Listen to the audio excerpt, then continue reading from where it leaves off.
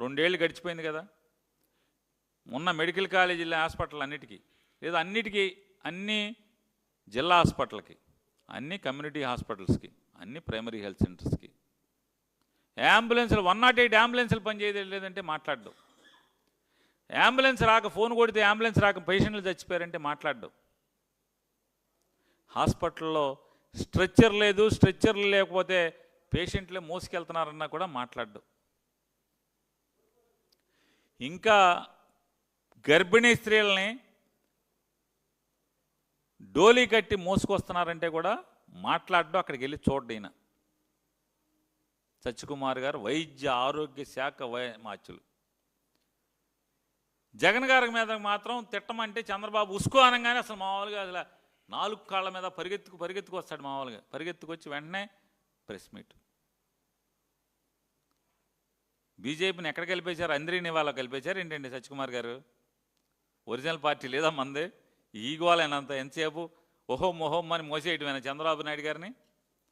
జగన్ గారు ఏం తప్పు మాట్లాడాడు? మీకు చేతనైతే ఈ మంత్రుల్ని, చంద్రబాబు నాయుడు గారిని అందరిని అడుగుతున్నాం, జగన్మోహన్ రెడ్డి గారు వేసినటువంటి ఒక్క ప్రశ్న కన్నా మీరు సమాధానం చెప్పారా అని అడుగుతున్నాను. చెప్పండి.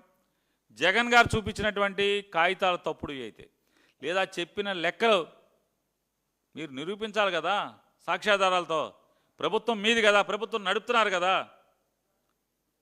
అవి రాకపోగా ఇంతవరకు అసలు మామూలుగా బజార్లలో కూడా, బ్రాందీ షాపుల దగ్గర కూడా వాడనటువంటి బూతుల్ని, తిట్లని ఎందుకు? మావిగానంటే భయం. మావిగానంటే భయమే కదా. భయం కాకపోతే ఎందుకు మీకు ఇంత? మేము అడుగుతున్నాం కదా, అమరావతికి ఎన్ని లక్షల కోట్లు కావాలి, అమరావతి పూర్తి చేయడానికి ఎన్ని సంవత్సరాలు కావాలి, ఎన్ని సంవత్సరాలు కావాలి? యుగాంతానికి వస్తుందా? కలియుగం పూర్తయ్యేప్పటికి అవుతుందా? నారా చంద్రబాబు నాయుడు గారు ఈ 9 మంది మంత్రులను అడుగుతున్నా, ప్రపంచ స్థాయి రాజధాని అని చెప్పారు. సింగపూర్ని మించిన రాజధాని నిర్మాణం చేస్తామని చెప్పారు. సింగపూర్లోకి, అమరావతిలోకి బుల్లెట్ ట్రైన్ తెస్తామని చెప్పారు. ఒలింపిక్స్ నిర్వహిస్తామని చెప్పారు అమరావతిలో. నవనగరాలు, అది రాజధాని కాదు, నవనగరాలు నిర్మాణం చేస్తామన్నారు. చివరికి ఏమైంది? 29 గ్రామాలతో కూడినటువంటి ఒక మున్సిపాలిటీని చేస్తున్నామని చెప్తున్నారు. ఇప్పుడు అమరావతి ఆంధ్రప్రదేశ్ రాజధాని అని చెప్పి మీరు చెప్తారు. కేంద్రంతో ఒప్పించాం, పార్లమెంట్లో చట్టం చేసాం, అవి చేసాం, ఇవి చేసామని సొల్లుగబులు చెప్తారు.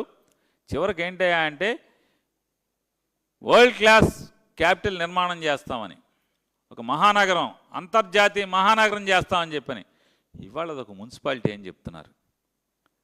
ఏంటి అంటే చివరికి అమరావతిని 7 బిల్డింగుల రాజధాని చేస్తున్నారు.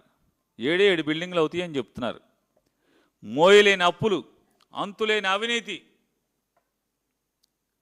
కాదా ఇది అని అడుగుతున్నాను. ఒక్కదానికి మీరు సమానం చెప్తున్నారా?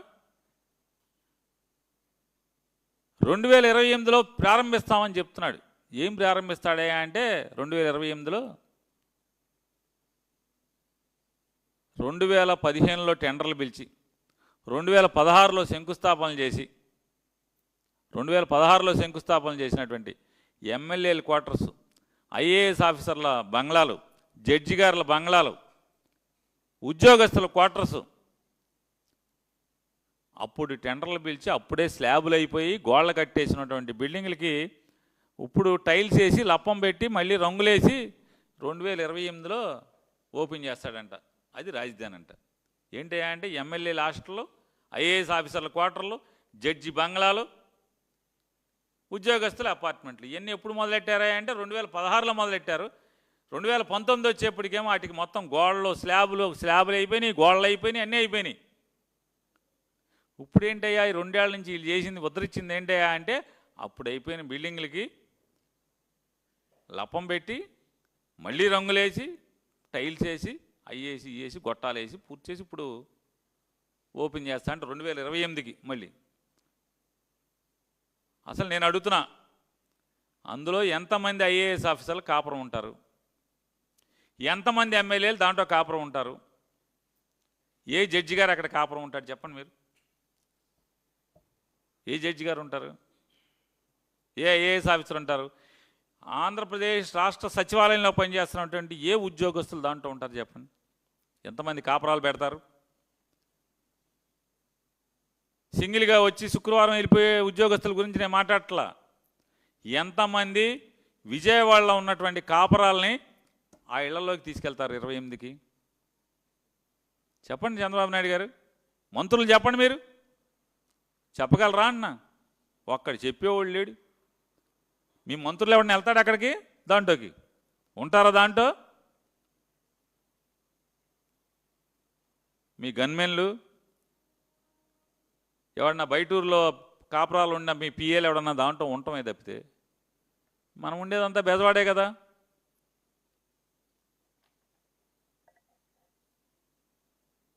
ఇంకా ఆయన గొట్టిపాటి రవి గారు ఎవరో మంత్రి గారు అనుకుంటా, ఆయన 2 సార్లు మాట్లాడాడు. ఏమంటాడు ఆయన? జగన్మోహన్ రెడ్డి గారు ఓ సైకో, ఒక అది ఒక ఇది అంట, అసెంబ్లీలో 30,000 ఎకరాలు కావాలని అడిగావు కదా జగన్, ఇప్పుడు మేము 50,000 ఎకరాలు అన్నాం కదా, ఇప్పుడు మళ్ళీ మావిగానే అంటున్నాం ఏంటన్నాడు. అయ్యా మంత్రులారా, విచక్షణ కోల్పోయి మాట్లాడబాకండి, అర్థవంతంగా మాట్లాడండి. జగన్మోహన్ రెడ్డి గారు అసెంబ్లీలో చెప్పింది 30,000 ఎకరాల ప్రభుత్వ భూమిలో రాజధాని ఏర్పాటు చేయండి, లేదంటే 30,000 ఎకరాలు కొనుగోలు చేయమని చెప్పాడు. కొనండి. నిజంగా నేను చెప్తున్నాను, అమరావతిలో 30,000 ఎకరాలు మీరు కొనుంటే ఆ రోజు ఉండవల్లి, పెనుమాక ఇట్లాంటి అప్పటికే విలువైన భూములను ఆ 4 గ్రామాలను వదిలేయండి. ఆ 4 గ్రామాలను వదిలేస్తే మీరు వాళ్ళ రాజధాని నిర్మాణం చేసినటువంటి సీడ్ క్యాపిటల్ అని, ఆ క్యాపిటల్ ఈ క్యాపిటల్ అయ్యో చెప్తున్నారు కదా, టెంపరీ రాజధాని, తాత్కాలిక రాజధాని, అన్ని రాజధాని, తాత్కాలిక హైకోర్టు, పర్మనెంట్ హైకోర్టు, పర్మనెంట్ సచివాలయం, పర్మనెంట్ క్వార్టర్సు, ఈ కట్టిన చోట ఎకరానికి 50,000 ఇస్తే పరిగెత్తుకొచ్చి కాగితాలు మీ మొహం మీద పడేసేవాళ్ళు కదా రైతులు, ఎగాడుకుంటూ వచ్చేవాళ్ళు.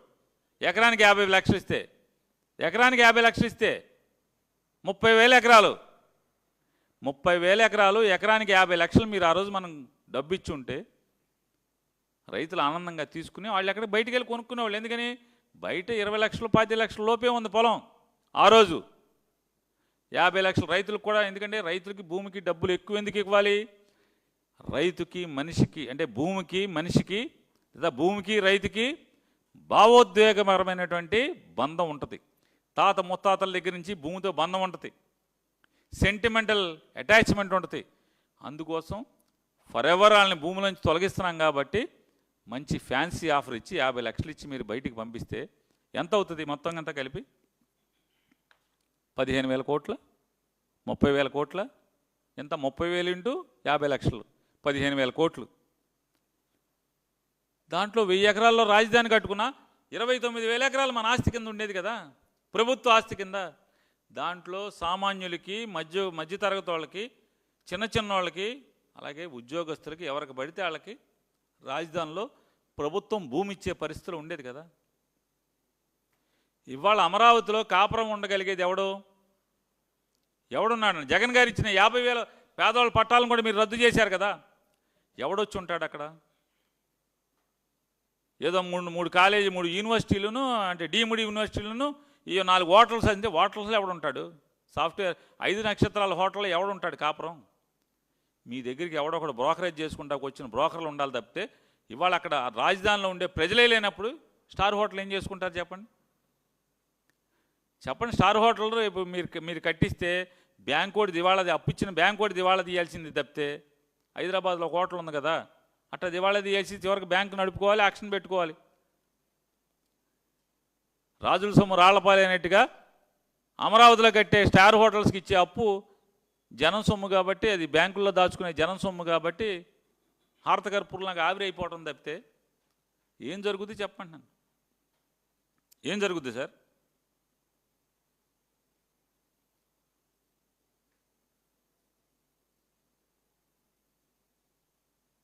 ఒలింపిక్స్ దేవుడెరుగు సార్. మీరు ఒలింపిక్స్ చేస్తా అన్నారు కదా, ఒలింపిక్స్ దేవుడెరుగు.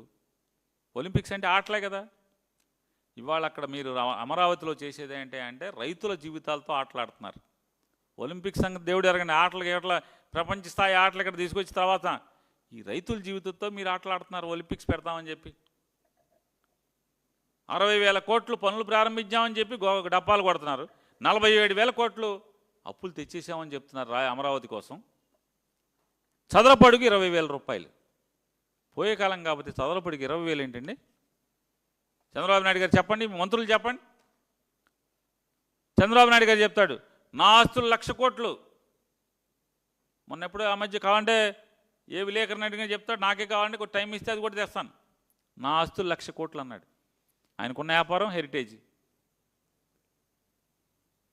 హెరిటేజ్కి కార్పొరేట్ ఆఫీస్ ఉంది కదా పంజాగుట్టలో, చదరపు అడుగు ఎంతతో కట్టారు? మీ 1,00,000 కోట్ల ఆస్తికి ఉన్నటువంటి ఆదాయ వనరుగా ఉన్నటువంటి హెరిటేజ్ బాగా పాడిస్తుంది కదా మీకు. వెన్న హెరిటేజ్ బాగా వెన్న, బట్టరు, చీజు ఇట్లాంటివన్నీ మీకు ఇస్తుంది కదా. దాని హెడ్ ఆఫీస్ పంజాగుట్టలోని హెడ్ ఆఫీసు చదరపు అడుగు ఎంతతో కట్టారు? ఏ 20,000తో కట్టరా? అంటే మా సొమ్ము అయితే మాత్రం చదరపు అడుగు 20,000తో దోచేస్తారా? కట్టరా? ఇది ఆఫీసులు కడతాకే 50-60,000 కోట్లు ఖర్చు అయితే మరి 50,000 ఎకరాలు ఇచ్చినటువంటి రైతుల ప్లాట్లలోకి రిటర్నబుల్ ప్లాట్లో ఇవ్వాల్సినటువంటి చేసి చూపించాల్సినటువంటి సౌకర్యాలు, రోడ్లు, డ్రైన్లు, ఎలక్ట్రిఫికేషను, డ్రైనేజ్ సిస్టమ్ కానీ అట్లాగే వీటన్నిటినీ గ్రీనరీ అన్నారు 100 చెప్పారు కదా. వీటన్నిటికి ఎంత అవుతుంది? ఎంత అవుతుంది? ఎప్పటికి అవుతాయి? ఇంకా ఏం సిగ్గుపడకుండా ఇంకా 50,000 ఎకరాలు కావాలంటున్నారు నారా చంద్రబాబు నాయుడు గారు. ఇప్పుడు ఒక్క రైతుకి ప్లాట్లు వెనక్కి ఇవ్వలేదు, ప్లాట్లకి సౌకర్యాలు కల్పించలేదు, ఎప్పుడు అవుతాయో చెప్పే నాదుడు లేడు. ప్రజల మీద భారం ఉండదన్నారు. ఇది ఒక సెల్ఫ్ ఫైనాన్స్ రాజధాని అన్నారు. భూముల విలువతోనే రాజధాని నిర్మాణం చేస్తామని చెప్పారు. నారా చంద్రబాబు నాయుడు గారు మున్సిపల్ మంత్రి నారాయణ గారు ఈ మధ్య మాట్లాడారు. ఏమని మాట్లాడారు? అసలు మామూలు చిలక పలుకులు పలుకుతున్నారు ఇద్దరు. మాకు 5,000 ఎకరాలు మిగులుతుంది, 5,000 అమ్మేసి అప్పు తీర్చేస్తామన్నారు. అప్పు తీర్చేస్తారు 5,000 ఎకరాలతో. నారా చంద్రబాబు నాయుడు గారు కిందటి సంవత్సరం స్థలం కొనుక్కున్నాడు, 5 ఎకరాలు కొనుక్కున్నారు. 5 ఎకరాలు ఎకరం 3,80,00,000 పెట్టుకున్నారు. గజం 7,500 చొప్పున కొన్నారు. 5 ఎకరాలు 18 కోట్ల చిల్లర పెట్టుకున్నారు. మరి ఎకరం 4 కోట్లు కూడా లేదు కదా ఇవాళ ఉన్న విలువ. మళ్ళీ 5,000 ఎకరాలు ఎంత అవుతుంది? అంటే మోసం కదా. రాష్ట్ర ప్రజలను తాకట్టు పెట్టి అమరావతి నిర్మాణానికి బిల్డింగ్లు కడతాకే మీరు ఇప్పటికీ 47,000 కోట్లు అప్పు తెచ్చేస్తే, ఈ అప్పు కాకుండా రాష్ట్ర ఖజానా నుంచి కూడా మీరు ఖర్చు పెట్టారు కదా. అంటే 50-60 కోట్ల రూపాయలు బిల్డింగ్లు కడతాకే మీరు అప్పులు తెస్తే ఇంకా రైతులకు ఇవ్వాల్సినటువంటి ప్లాట్లకి ఆటికిటికి ఎంత అవుతుంది? అప్పు ఎంత అవుతుంది? మీరు గజం ఎంత కొన్నారండి? మీ ఆస్తి మొత్తం 5 ఎకరాలు చిల్లర, 5 ఎకరాలు ఎన్నో సెంట్లు, మీరు కొన్నది ఎంత? 25,000 చిల్లర గజాలు, 27,000 గజాలు అని చెప్తున్నారు. 27,000 గజాలు, 25,000 చిల్లర గజాలు, గజం 7,500 చొప్పునే కదా మీరు కొన్నది. అంటే 7,000 ఇవాళ మార్కెట్ వాల్యూ 7,500 ఉంటే మరి 5,000 ఎకరాలు ఎంత అవుతుంది? 20,000 కోట్లు అవుద్దా అవదా సరిగ్గా? మరి 20,000 కోట్లతో ఎలా అప్పు తీరుస్తారు? పోనీ ఆస్తి విలువ పెరిగాకంటే ఆస్తితో పాటు అప్పు కూడా పెరుగుతుంది, వడ్డీ పెరుగుతుంది కదా. అదే వాడు కడతాడు, ఎప్పటికి తీరేదా? నారా చంద్రబాబు నాయుడు గారు మీరు ఎన్నికల్లో ఇచ్చినటువంటి హామీలకి సంతకాలు పెట్టి మరి మీరు పవన్ కళ్యాణ్ గారు ఇచ్చిన హామీలకి అవి ఎంత బోగసో. అమరావతి సెల్ఫ్ ఫైనాన్సింగ్ స్కీమ్ అనేటువంటి మీ స్టేట్మెంట్ కూడా అంతే బోగసా కదా చెప్పండి? పచ్చి బోగస్ కదా అది. మీ సూపర్ సిక్స్లు, మీ హామీలు ఎంత బోగసో ఈ అమరావతి అనే సెల్ఫ్ ఫైనాన్సింగ్ స్కీమ్ అని చెప్పని మీరు చెప్పేటువంటి ప్రకటన అంతే బోగస్ కదా.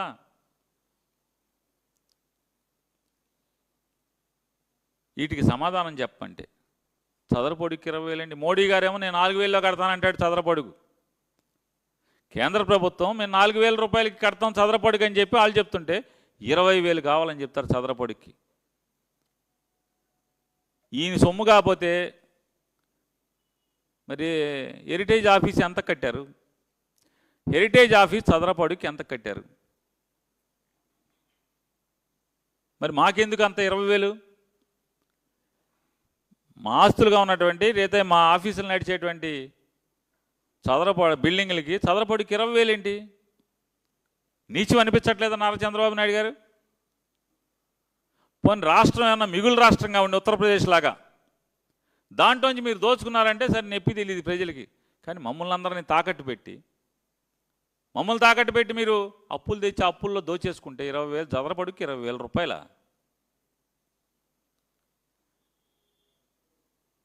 మళ్ళీ మావిగానంటే సమాధానం చెప్పేవాడు లేడు. ఎలా మావిగాని తప్పు? జగన్ గారు చెప్పేటువంటి స్టేట్మెంట్ ఏ రకంగా తప్పు? మీ అమరావతి ఏ రకంగా ఈ రాష్ట్రానికి ఆస్తి కాబోతుంది? మేము గుదిబండి అంటున్నాం, ఈ రాష్ట్ర ప్రజలకి అదొక అప్పుల కుప్ప.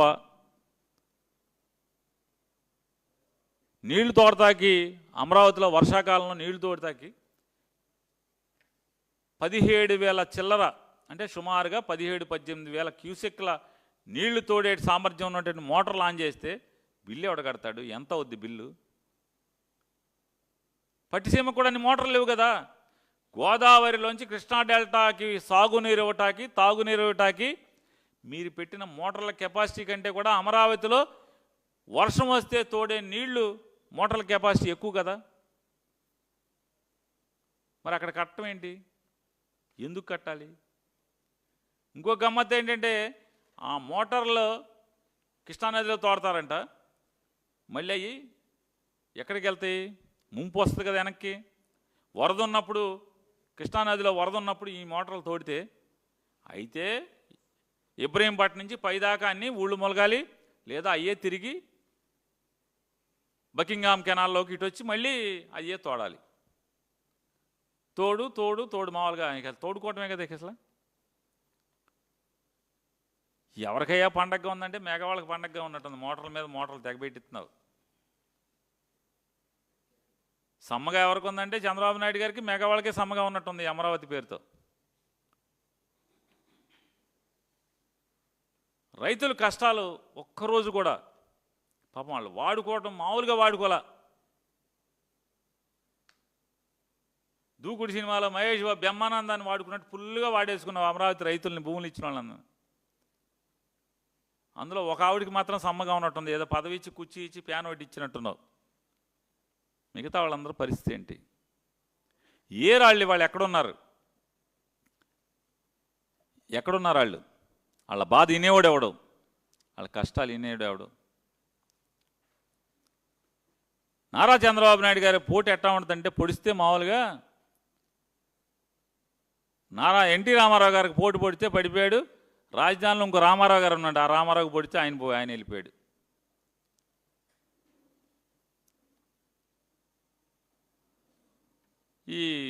ఈ దుర్మార్గాన్ని అయ్యా మేము చంద్రబాబుతో పడలేకపోతున్నాం, వేగలేకపోతున్నాం, మమ్మల్ని మోసం చేశాడని చెప్పని రైతులు జగన్మోహన్ రెడ్డి గారి దగ్గరికి వచ్చి వైఎస్ఆర్ కాంగ్రెస్ పార్టీ వాళ్ళని మా కష్టాలు చూడండి ఒకసారి, ప్రభుత్వం ఎంత దౌర్జన్యంగా ఉందో రైతుల పట్ల, ఎంత దుర్మార్గంగా ఉందో, ఎంత దాష్టికాలు మా మీద ప్రదర్శిస్తుందో అని చెప్పని అధికారాన్ని అడ్డం పెట్టుకుని ఎన్ని బాధలు మమ్మల్ని గురి చేస్తుందో చూడమని చెప్తే మేము అవి చూడటాకని చెప్పని ఎమ్మెల్సీలు మాజీ మంత్రులు వెళ్తుంటే దారి కాచి పోలీసులను అడ్డం పెట్టుకుని దారి కాచి రాళ్ళ దాడి చేయిస్తారు. ఏమనంటే రైతులు అంటారు, వాళ్ళ రైతులు ఎవడు? ఒక్కడంటే ఒక రైతు ఎవడున్నాడు చెప్పండి? రైతు లేరు, దళితులు కాపులు తప్పితే ఇంకోళ్ళు లేడు. టిట్కో ఇళ్ళ నుంచి మనుషులను తోలుకొచ్చాక మాత్రం ఎవరో ఒక ఆయన చౌదరి గారు వచ్చాడు, ఆయన తప్పితే పెనుమాక అతను తప్పితే మళ్ళీ ఇంకొకటి అసలు కనపడలేవడు. అంటే ప్రతి చోట నీచమైన రాజకీయాలు. ఒకవేళ మేము సంయమనం పాటించకుండా మేము కూడా ఏమన్నా దూకుడుగా వెళ్తే అమ్మో కాపులను కొట్టారు, దళితులను కొట్టారని చెప్పని ఎంత తప్పుడు కేసు పెట్టారంటే మేము కార్లు వేసుకునంట సెంటర్కి వచ్చి వాళ్ళందరినీ రెచ్చగొట్టి వాళ్ళని రాళ్లతో కొట్టామంట, కర్రలతో కొట్టామంట, రాడ్లతో కొట్టామంట. కొడతమే కాకుండా అక్కడ ఉన్నటువంటి ఒక ఇద్దరిని